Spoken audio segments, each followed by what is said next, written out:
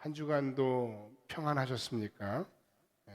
여러분, 우리의 삶에 평안을 깨는 일들이 비록 많을지라도 주님 주시는 그 마음의 평강이 충만한 주일 아침이 되기를 주의 이름으로 간절히 축복합니다. 우리 옆 사람과 함께 한번 인사하겠습니다. 당신의 평안을 빕니다. 샬롬. 과거에 열심히 일한 당신 떠나라 하는 그런 모카드 회사의 그 유명한 그 마케팅 카피가 있었습니다. 요즘 이제 우리가 소위 휴가철을 맞았습니다. 그래서 많은 분들이 휴가를 계획하고 있거나 꿈꾸고 있거나 뭐 그런 분들이 좀 있는 것 같아요. 좋은 휴식은 참 중요한 것입니다.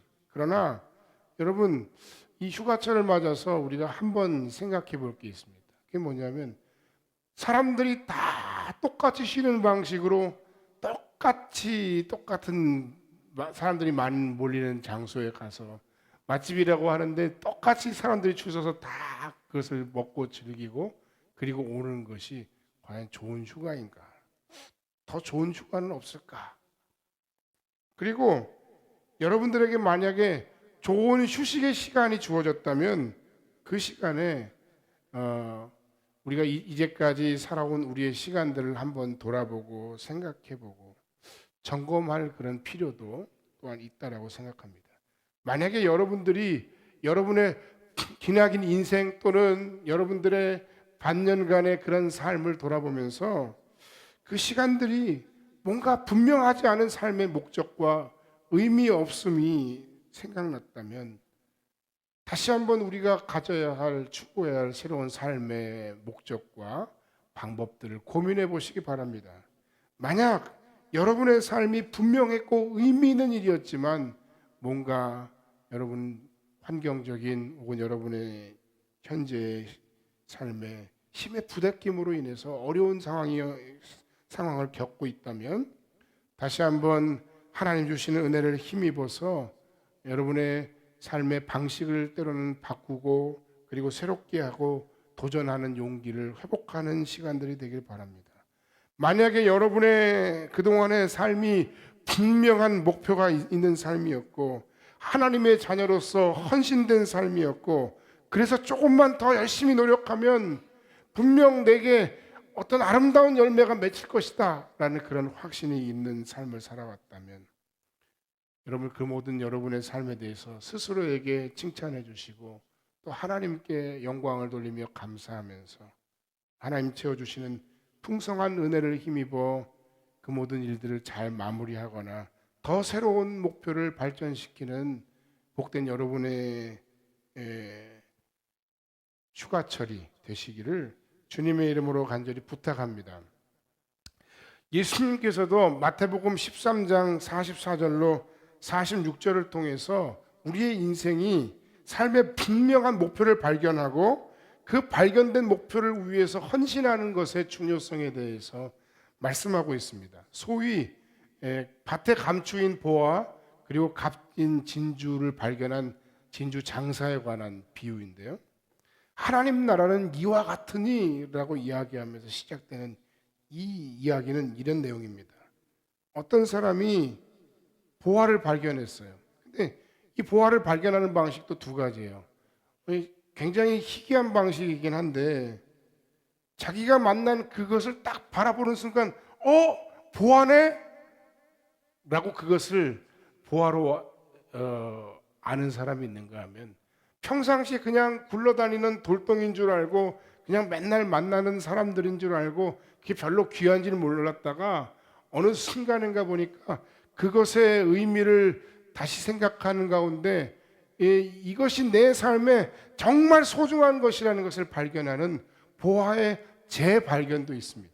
어찌됐건 이 사람이 세상에서 자기가 발견한 것이 가장 값어치 있는 보화라는 것을 알게 되었다는 겁니다. 진주장사 이야기도 이렇게 시작합니다. 마찬가지예요. 이 사람은 진주장사로서 세계에 퍼져 있는 수많은 아름다운 진주란 진주는 다 만나보고 싶고 다 내 것으로 만들고 싶은 진주장사이며 수집가입니다. 그런데 내가 평생을 찾아가 다니다가 발견하지 못했던 어떤 진주 하나를 만났는데, 이 진주의 값어치는 그동안 내가 수집한 모든 진주를 다 합친 것보다도 그 하나의 값어치가 더 대단한 것을 알게 됐다는 거예요. 이 사람들은 어떻게 했습니까? 성경에서 예수님은 이 비유의 결론으로 어떻게 말하고 있습니까? 밭에 감추인 이 보화를 발견한 사람은 그 밭을 사기 위해서 자신의 모든 것을 다 팔아서 그 밭을 자신의 것으로 만들고 그 밭에 있는 보화를 자기의 것으로 만든다.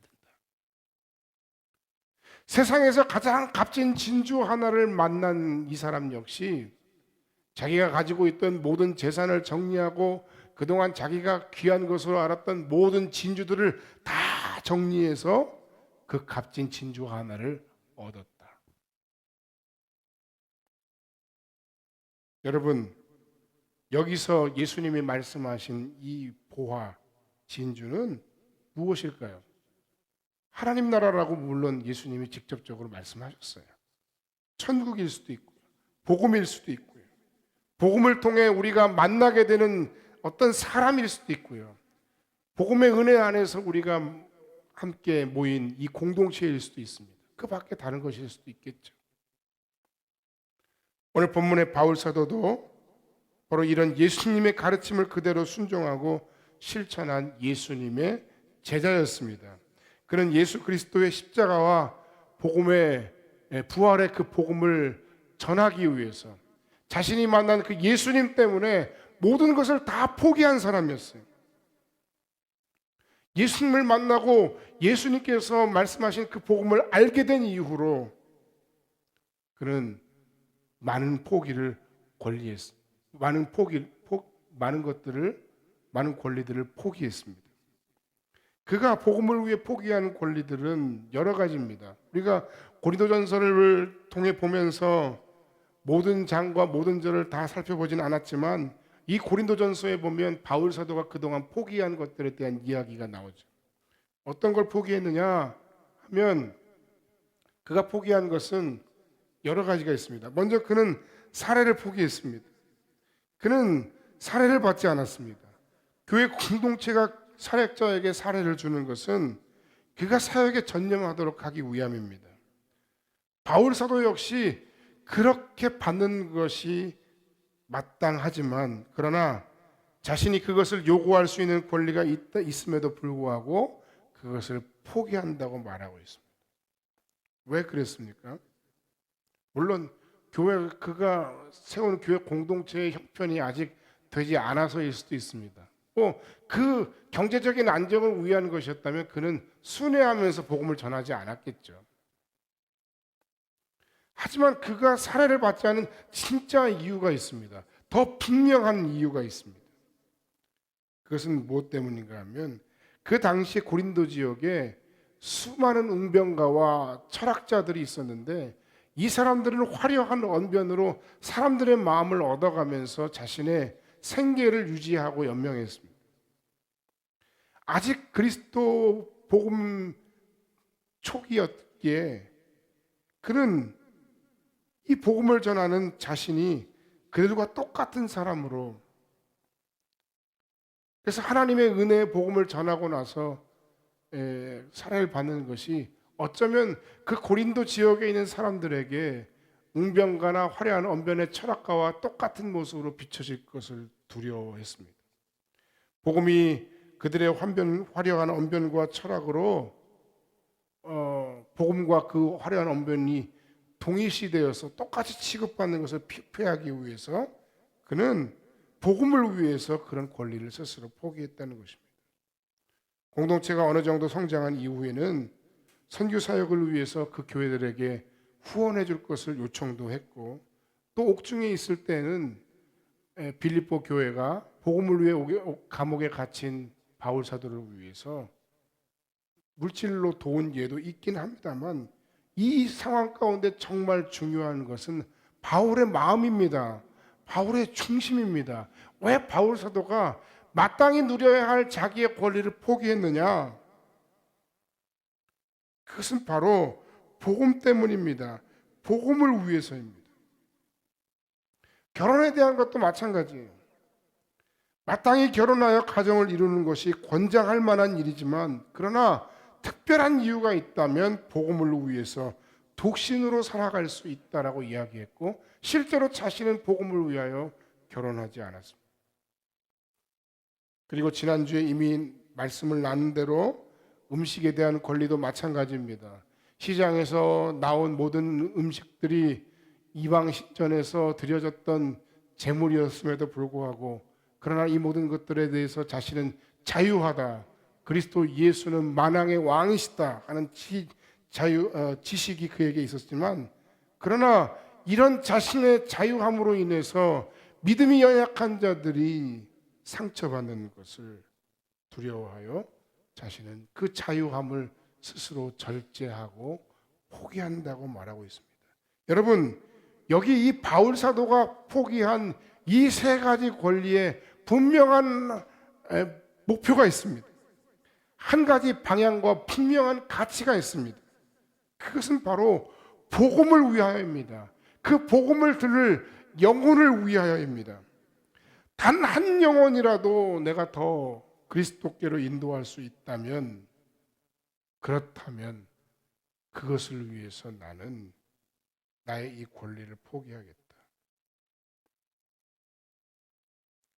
정말 쉬운 도전이 아닙니다. 이 말씀을 묵상하면서 저도 곰곰이 생각해 봤습니다. 이거 정말 어려운 도전입니다. 똑같이 할 수 없는 도전입니다. 그러나 이 과정 속에서 바울이 이 권리를 포기한 분명한 이유와 목적을 우리는 다시 한번 생각해 봐야 됩니다. 복음을 위해서입니다. 오늘 우리가 살고 있는 이 세상에서 우리가 무엇을 포기한다면 우리는 그 포기하는 것을 위해서, 포기하는 것을 통해서 더 큰 무언가를 기대하고 바라는 것이 있기 마련입니다. 이 복음을 위해서, 그리고 이 복음을 위해 포기함을 통해서 한 생명이라도 더 얻기 위하여 우리의 마땅한 권한을 내려놓는 결단과 실천이 우리에게 필요한 것입니다. 바울은 자신이 방문하는 지역마다, 도시마다 그곳이 정말 평화롭고 아름다운 도시가 되기 위해서 복음이 필요하다는 것을 확신했고, 그래서 그들에게 복음을 전했고, 그래서 그 가운데 복음 공동체를 만들었습니다.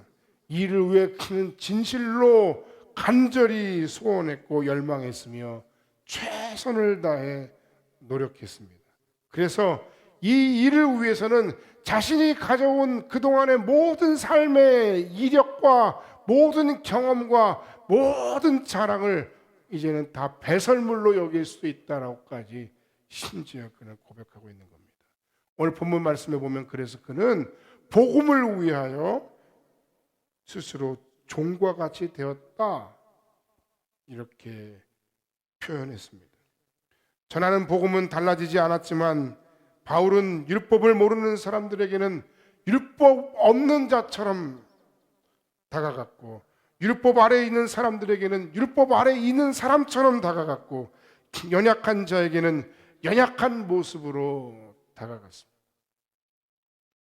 하나님이 이 죄악된 세상에서 우리를 구원하시기 위해 인간처럼 낮아지시고 성육신하셔서 우리에게 구원을 베푸신 이유가 무엇입니까? 날마다 우리와 함께 하셔서 우리에게 평안을 베푸시고, 우리와 함께 하셔서 우리에게 능력을 주시고 우리에게 세상을 이길 힘을 주시는 이유는 무엇입니까? 그것은 우리가 그냥 잘 사는 것, 그것도 의미가 있을 거예요. 우리를 사랑하시니까 그것도 맞을 거예요. 맞는 말씀입니다. 그러나 여기에 한 가지 더 붙여서, 우리가 이 세상 속에서 삶을 살아가고 있지만 우리가 우리 자신만을 위해서 사는 것이 아니라 하나님 나라를 위해 하나님 백성으로 이 세상을 우리가 살아내고 하나님이 택하신 그들을 구원하는 일에 우리가 더 최선을 다하기를 원하고 계신다는 사실을 놓쳐서는 안 되겠습니다.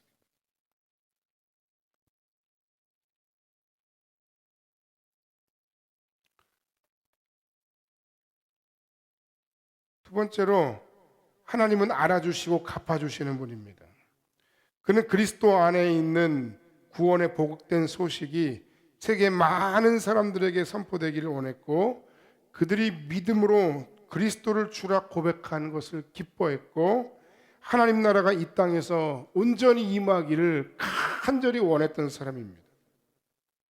그래서 그것을 위해서 이미 말씀드린 대로 자신이 그 복음의 종된 자임을 스스로 선언했습니다. 정말 최선을 다했습니다. 그런데 그것에 대해서 놀라운 사실은 하나님께서 이런 바울의 충성된 모습, 하나님께서 이런 바울의 헌신, 그리고 모든 것을 다 포기하고 내려놓는 종과 같이 된 그 삶을 알아주시고 갚아주시는 분이라는 사실을 또한 그가 고백하고 있다는 것입니다. 그래서 자신의 신앙의 고백과도 같이 고린도 교회 성도들을 향해서, 그리고 여러분들을 향해서, 우리를 향해서 똑같이 당부하고 권면하고 있습니다. 먼저 열심히 다름질하라는 것입니다. 상을 얻기 위해 다름질해야 한다고 권면하는 것입니다. 바울은 이것이 고린도 지역의 어떤 문화를 가지고 설명하고 있는데, 2년마다 이스무스라고 하는 경기가 열렸는데, 사람들이 대부분 다 뭐 검투사와 동물이 싸우고 검투사와 검투사 싸우는 그런 시합이었다면, 사람들이 유일하게 참가하는 그러한 경기가 있는데 그것이 달리기 경기였고, 이 달리기에서 상을 얻기 위해서 다름질하는 것처럼 너희들도 이 하나님께서 예비하신 그 상을 얻기 위해서 열심으로 복음을 위하여 자신과 같이 다름질하라, 달려가라 라고 말하고 있습니다. 여러분, 우리가 하나님의 은혜로 부름받고 은혜가 충만할 때는 열심히 섬겼었습니다. 열심히 봉사했었습니다. 그런데 어떤 이유로 어느 순간인가 우리가 그 섬기는 일, 그 달려가는 일을 쉬어버립니다. 너무 오래 쉬면 다시 일어서기조차 어렵습니다. 너무 속도를 늦추게 가면 다시 뛰는 것이 어려워집니다.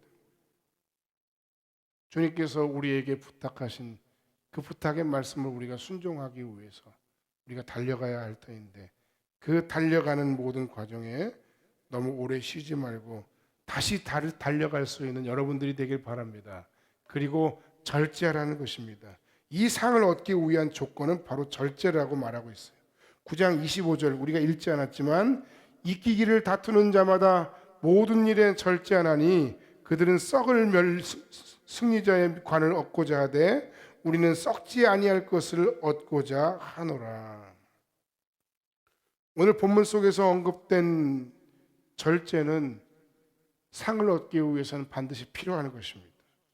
이 절제는 자기 권한을 내려놓는 것을 말합니다. 내가 말하고 싶은 것을 다 말하고, 내가 행사할 권한을 다 행사하고, 내가 즐길 수 있는 모든 것을 다 즐기는 사람은 절제하는 사람이라고 말할 수 없습니다. 그리고 이런 사람들은 상을 얻을 수 없다는 겁니다. 특히 우리가 말을 함에 있어서 참 신중해야 하는 것을 많이 느낍니다. 한번 내뱉은 말은 다시 주워 담을 수가 없기 때문에 그 말이 상대방에게 상처가 되거나 우리가 필요 이상의 감정이 넘어선 말들을 함으로 우리가 후회하는 일들을 참 많이 경험합니다. 복음을 위해서라면, 생명을 구원하는 일을 위해서라면 내가 조금 불편한 것들은 좀 참고, 내가 조금 누려야 하는 자유는 조금 덜 누리고 손해볼 수 있는 그런 자세가 바로 절제입니다. 여러분, 이렇게 절제하지 않고 우리가 하고 싶은 말을 다 하고 다른 사람에게 그 말로서 상처를 주고, 심지어 새로운 교회에 온 사람들을 향해서 굴러온 돌이 박힌 돌을 빼내, 이렇게 얘기하는 것, 우리 공동체를 더 아름답게 만드는 그런 부분들에 대해서 이 모든 것들은 결코 예수적이지도 복음적이지도 않다는 사실을 우리가 알고, 새로운 사람들을 잘 환영하고 받아들이고 그들이 진정한 그리스도 예수의 사람이요, 이 공동체의 일원이 되기까지 우리는 최선을 다해서 그들을 섬기고 때로는 내 권한 권리를 절제할 수 있는 그런 성숙함이 우리에게 필요합니다. 바울 서신을 계속해서 묵상하면 반복돼서 계속 나오는 그 말이 있는데 이것은 바로 하나님 앞에 빚진 마음입니다. 하나님이 우리에게 주신 것이 너무 많아서 감사하고 감격하는 사람, 그 마음이 우리에게 정말로 고백되어진다면, 우리의 마음속으로 입술로 진실로 고백되어진다면 우리는 주님을 위해서 절제된 삶을 살 수 있습니다. 그러나 그것이 아니라 내 인생이 다 온통 불평불만이고 내 인생이 감사한 것이 하나도 없는 사람들, 그것이 하나님의 은혜로 말미암아 되어진 것이라고 고백하지 않는 사람들은 절제할 이유가 없어요. 이 절제는 얼마나 힘든 것인지 모릅니다. 이 절제는 때로 아프기까지 합니다. 그러나 동시에 이 절제는 힘들고 아프지만 기쁩니다. 우리가 마지못해 이를 악물고 참고 견디는 것은 그것은 오래 할 수 있는 일이 아닙니다. 한두 번 하고 나면 더 이상 할 수 없는 일입니다.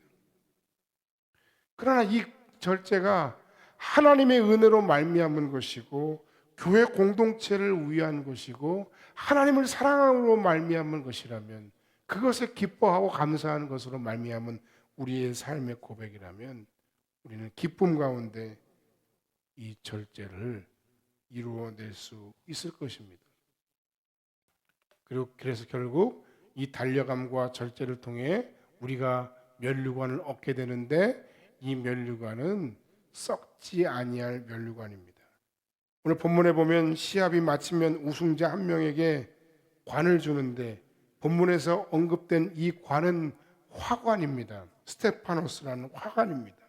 화관으로 만들어지는 이 관은 오래 가야 3일 정도밖에 가지 못하는 관입니다. 3일이면 시드는 관입니다. 이 관을 얻기 위해서 그럼에도 수많은 사람들이 날마다 구슬땀을 흘리며 경기를 준비했습니다. 이 썩어질 화관을 위해서 그들은 최선을 다했습니다. 사람들에게 받는 일시적인 인정과 그리고 내가 누릴 수 있는 작은 명예를 인해서 죽을 똥 살똥하는 것입니다. 그러나 주께서 알아주시고 주께서 갚아주시는 그 관은 썩을 화관이 아니라 영원히 썩지 아니할 면류관입니다. 이 땅에서도 선을 행하다 낙심치 않고 최선을 다할 때 하나님께서 때가 이름에 우리에게 거두게 하시지만, 동시에 우리의 모든 삶의 결론으로 우리가 영원한 하나님 나라에 들어갈 때 영원한 하나님 나라에서 또한 썩지 않을 면류관을 우리가 얻게 되고 그것을 우리에게 허락해 주신다는 말씀입니다. 여러분, 여러분의 삶 속에서 여러분을 하나님께서 너무 몰라준다고 원망한 적은 없습니까? 사람들이 여러분의 그 마음을 너무 몰라준다고 아파한 적은 없으십니까? 사람은 혹시 몰라줄 수 있을지언정 우리의 삶을 눈동자같이 지키시며 우리의 앉고 일어섬을 아시고 우리의 마음의 품기까지 다 알고 계시는 그 주님은 이 모든 것들을 아실 뿐만 아니라 반드시 갚아주신다는 사실을 오늘 말씀 속에서 다시 한번 생각하고 누리는 여러분들이 되길 바랍니다. 여러분은 누구의 칭찬과 어떤 영광을 추구하며 살아왔습니까? 하나님께 칭찬받기를 기뻐하는 여러분들이 되시기를 주의 이름으로 간절히 축원합니다.